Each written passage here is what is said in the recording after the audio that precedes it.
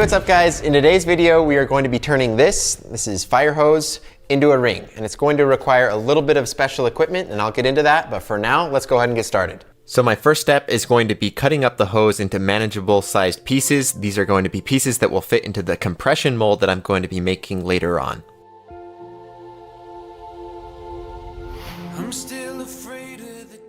Now I'm cutting each piece of the hose into two separate rectangles, and then you can see here I just stack it all up and you can kind of picture how the plate is going to work, and then I'll cut a ring shape out of that.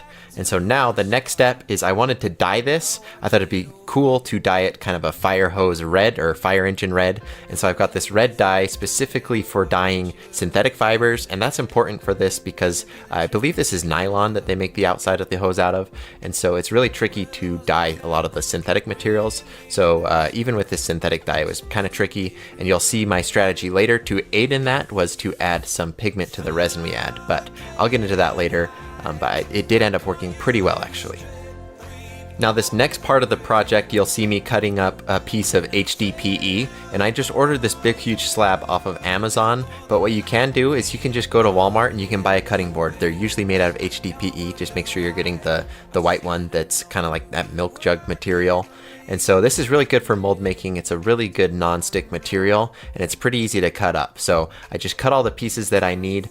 You can see I'm using my circular saw for this, and then I'm just getting rid of all the burrs and extra just crappy edges. I'm just using this belt sander to do that really quick.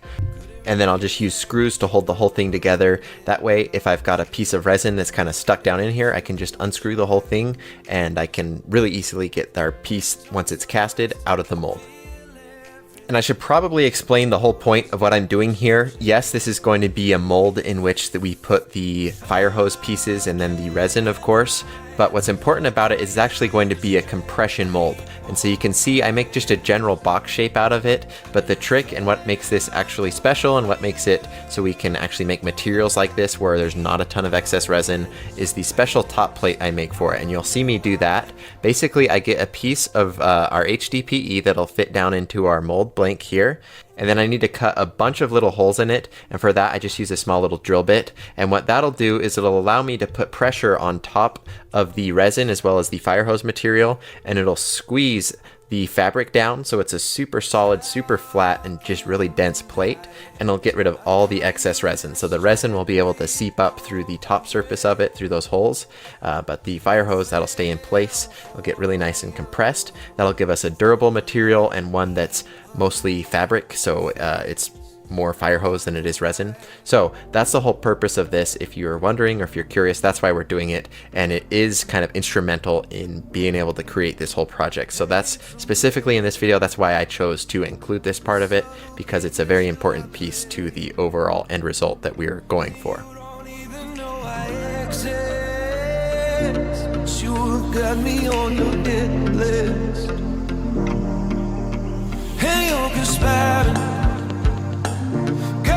Sexual and bad, and now you got this on your conscience,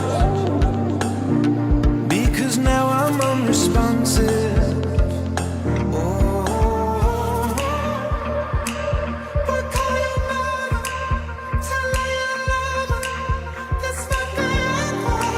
Run through the fire, I walk the wire, I would sell everything I own.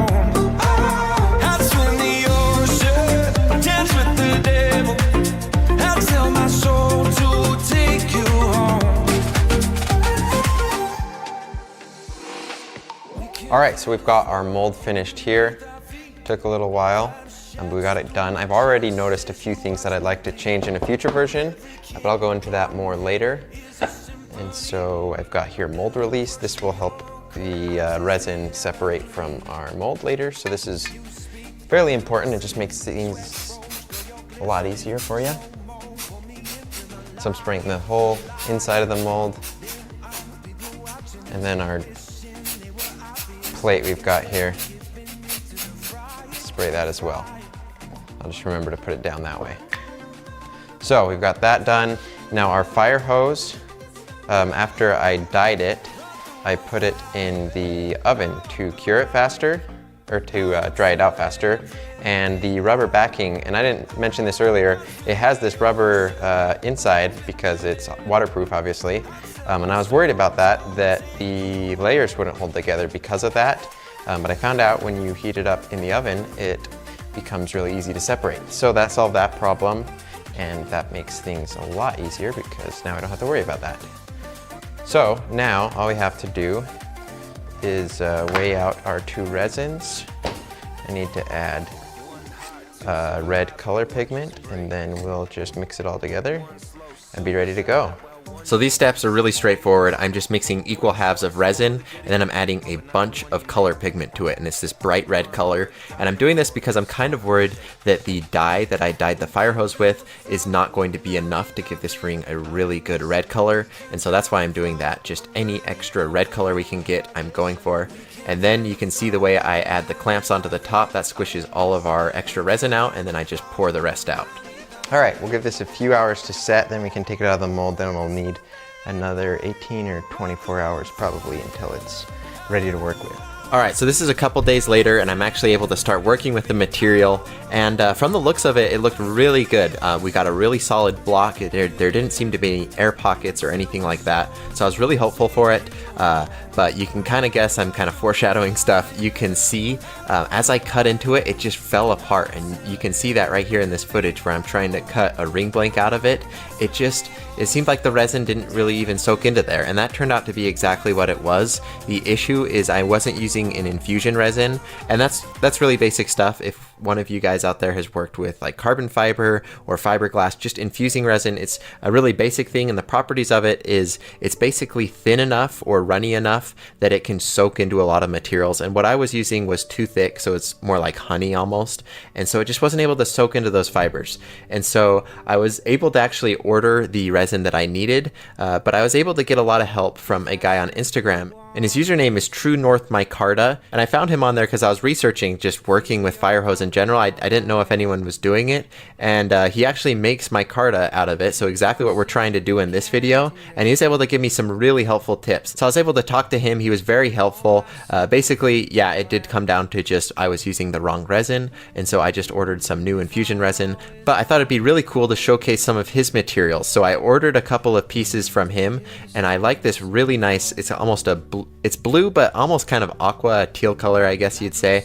And so I just thought this color was amazing. So I wanted to make a ring out of this, and his stuff, it's just super good quality. You can see the block of material that I start out with just looks so much prettier than what I was actually able to make. And so I just wanted to show you guys just kind of the best case scenario for what is all possible with this fire hose micarta. So what I'm going to do is I'm taking this teal material, and then I'm going to cut a ring blank out of it, and you can see just right off the bat this thing held together, which passes the first test. The first one just fell into pieces when I tried to cut the blank out, so already we're off to a much better start.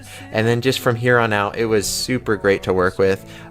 The weave on the actual fire hose is really dense, and you can see just how dramatic it looks. It's really cool. It's almost like a super fat denim is what it looks like, and so it's just really cool, and it's got an interesting look to it, and that comes with kind of a downfall. Not really a downfall, but it's kind of fuzzy. The fibers will kind of come out more than you would see on a more dense fabric, and so you just have to be a little bit careful when you're sanding it. You got to get everything smoothed down, and you just have to do a really thorough sanding job. So you just got to make sure that everything is sanded smooth. You get rid of all those excess fibers that are hanging off, but once you get through that, it's pretty much like any other material. It's a lot of fun to work with, and you can see once I got the blank cut out, I just needed to sand up the inside.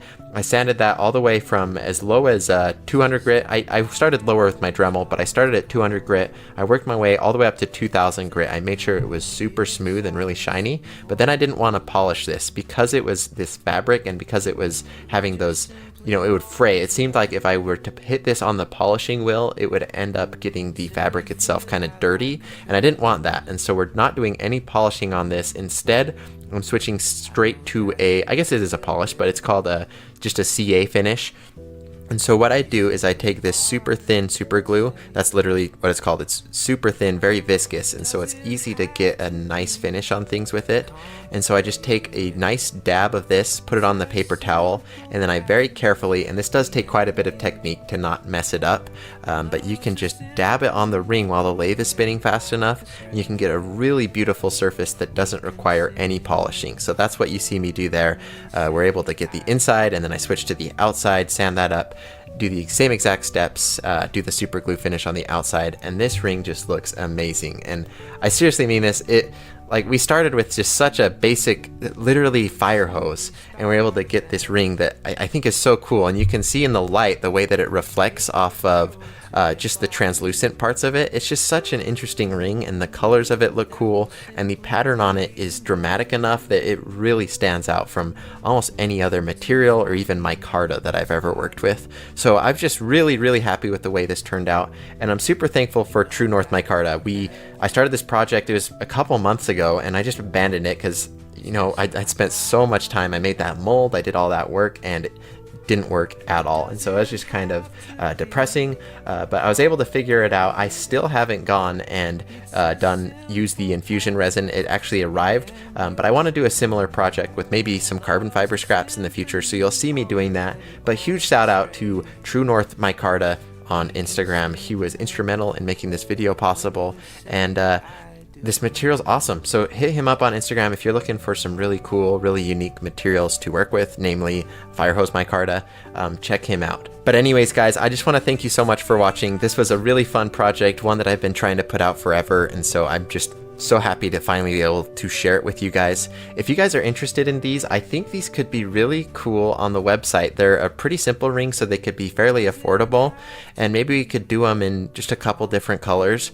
But I think it'd be pretty cool to donate some of the proceeds to firemen or just other emergency services, policemen, all of that. I think it'd just be a really cool cause, something that we could kind of build a community around and just make a really cool lineup of really interesting, really beautiful rings that are also helping out, doing some good in the world. So if you're interested in that, let me know what your comments and thoughts are about that. Other than that, that's pretty much it. Of course, follow me on Instagram, follow True North micarta on Instagram. He posts some great stuff there. That's going to be it, guys. I really hope you enjoyed this one. If you want to subscribe to the channel, you can. If you already are, that's great. But thank you for watching, and I'll see you in the next one.